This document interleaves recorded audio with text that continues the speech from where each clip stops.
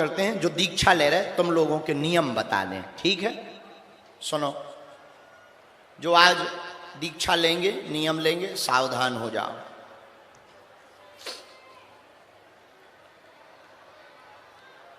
पहला नियम, आवाज तो समझ आ रही, बात समझ आ रही? ठीक है। पहला नियम, प्रतिदिन 5 या 11 माला का जाप करना है। जो मंत्र दें उसे गोपनीय रखना है। हरि हर निंदा सुने जो काना, हो ही पाप गौ घात समाना। माता की, पिता की, विष्णु भगवान की, शंकर जी की और गुरु जी की, इन 5 लोगों की न निंदा करनी चाहिए न निंदा सुननी चाहिए, वरना गो हत्या बराबर पाप लगता है। तीसरा नियम, यज्ञ में हवन में बैठें तो इसी मंत्र की आहुतियां देवें।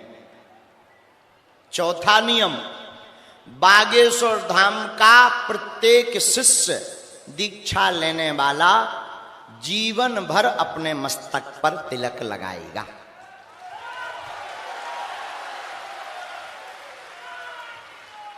पांचवा नियम, एक एक गौ माता की सेवा करनी।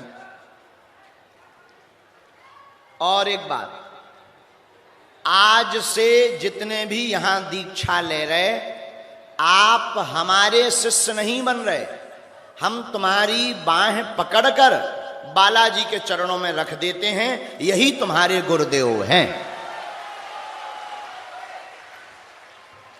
हम तो केवल मंत्र देने वाले माध्यम बनेंगे, तुम्हारे गुरुजी बागेश्वर बालाजी हो रहे हैं।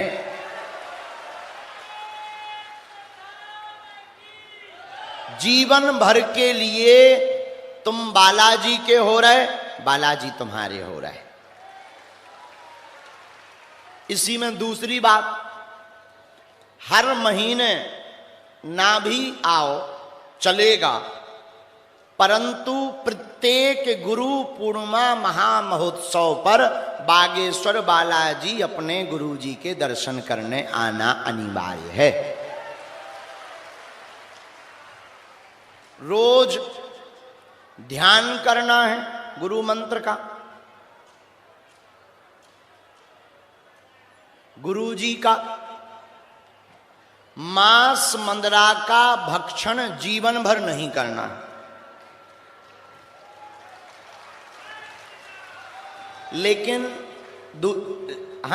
मांस मंदरा का भक्षण जीवन भर नहीं करना। लहसुन प्याज के लिए अगर आप यात्रा में हैं, बाहर हैं, भोजन की व्यवस्था नहीं है, भूख लगी है, कोई उपाय है नहीं, तो लहसुन प्याज की छूट है।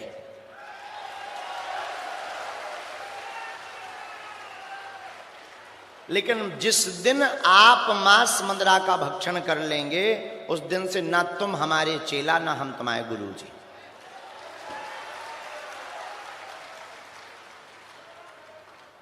पांचवा नियम, चमत्कार के वशीभूत मिलने के चक्कर में, बात करने के चक्कर में, फोटो खिंचाने के चक्कर में अगर आप दीक्षा ले रहे हो तो पाप के भागीदार बनोगे। जीवन भर के लिए, जब तक श्वास रहे तब तक के लिए बागेश्वर बालाजी का अगर भक्त बनना है तो दीक्षा लेवें।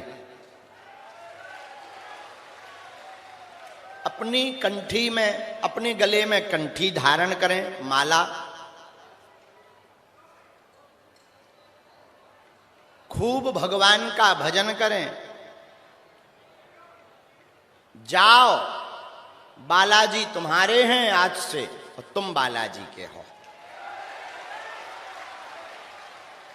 और आज जो दीक्षा ले रहे, आपको प्रणाम करने की छूट है। बेटियों को प्रणाम नहीं करना है और पांव पकड़ के नहीं रह जाना, केवल प्रणाम करना है और बस।